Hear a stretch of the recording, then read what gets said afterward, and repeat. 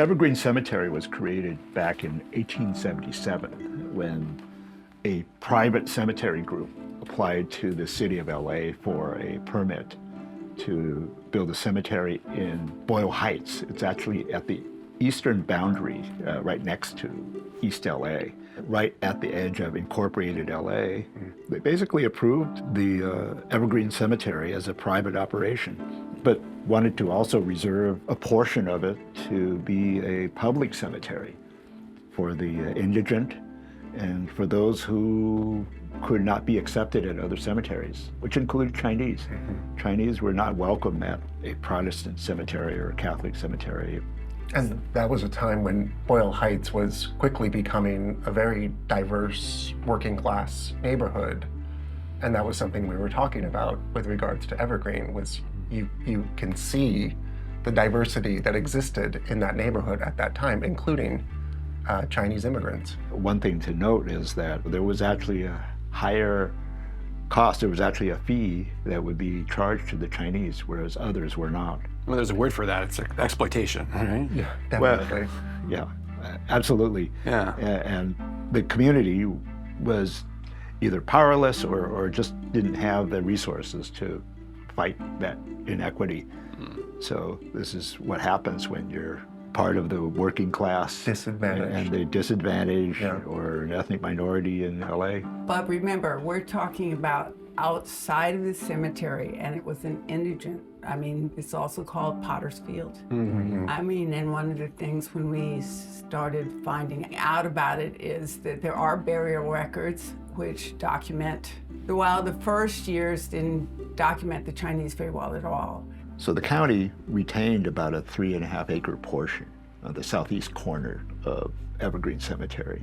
And it was in that area that Metro sliced through when they did their excavation back in 2005. It's when the remains were found, when Metro was doing their construction and sliced into a portion of the historic cemetery. Unknowingly at the time. Unknowingly. They should have known better, but... Well, the environmental documentation for the project prior to the beginning of construction should have at least noted that there was the potential for remains to be found. Whatever happened, the resulting effect was probably about 170 grave sites were found. They discovered the site. They discovered the site, right. but they never notified anybody in the Chinese community, Chinese American community, that graves had been unearthed. The 1880s, there are these really shady business practices that are exploiting the local Chinese community. 120 years later, you have Metro acting in bad faith. I mean, let's be real, in an insensitive way, really, not notifying the community. We actually had somebody who was a member, an archaeologist, who sent us she said, I'm sending this secret email to you, and this has happened. And so we immediately, in 2006, got involved. You heard about this from a whistleblower? She was a whistleblower. Wow. Blower. And I mean, I can say her name now because she has passed, but Roberta Greenwood, who was the archaeologist involved at the dig in Old Chinatown when they were digging for the Red Line. Thinking back to when the cemetery was created, 1877, shortly after the Chinese massacre of 1871, not long after the completion of the Transcontinental Railroad, which involved many thousands of Chinese. And that was just before the 1882 Chinese Exclusion Act. Right. But nevertheless, people had to be buried somewhere, and there was a negotiation, apparently, that allowed Chinese to be buried at the Potter's Field. We have a letter from 1923 where they kind of quietly asked if the Chinese burials could be removed because the year before a new Chinese cemetery had been created about a mile east.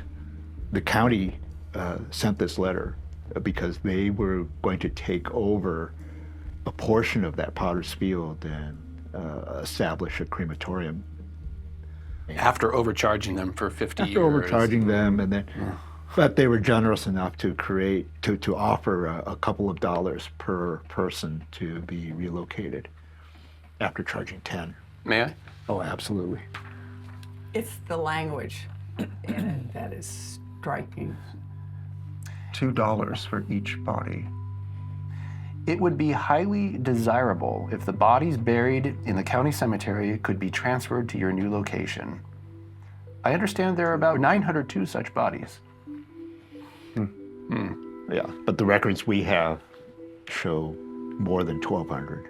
Interesting, too, the differences between county land versus city land, and the fact that Evergreen is so close to the county line, which becomes unincorporated. And the city, they basically sold the land back to Evergreen. But in the meantime, there had to be some way to deal with the continuing reburial or disposition of the bodies.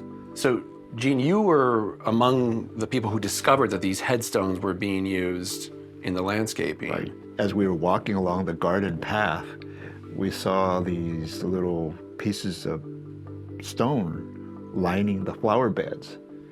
And we looked at that and I said, that looks like marble. You know, what is that?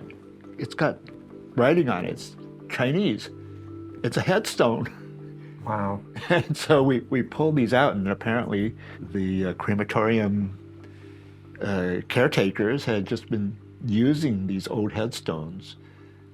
You know, we really don't know the source of those, but Use it for landscaping. they were using it as landscape edging, Wow. basically.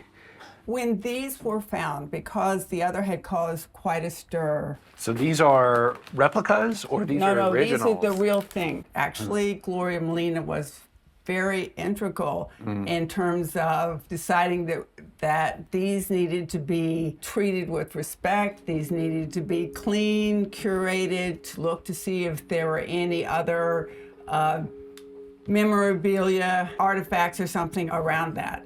So this headstone, then, this is one of those that was being used Right. as landscape edging. Right, right. Wow.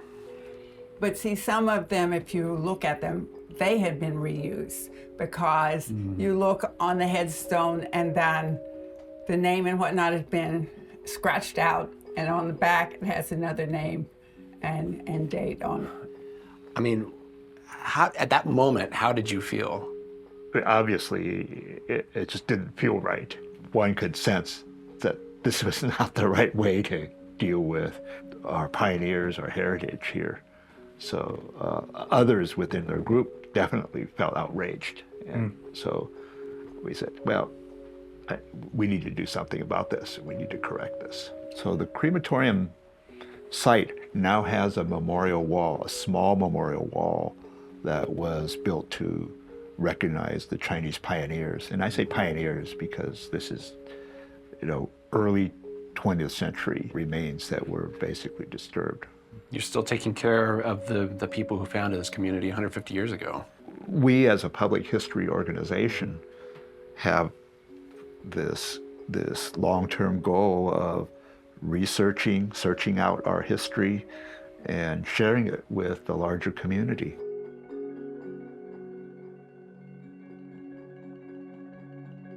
Hi, Nathan Masters here. I'm on location and on an active construction site building the next season of Lost LA. I just want to remind you to subscribe to this channel and, more importantly, get the free PBS app. You can watch every episode of Lost LA, a ton of great history programs, and so much more. And you can get it right on your TV. For more information, visit pbssocal.org/app.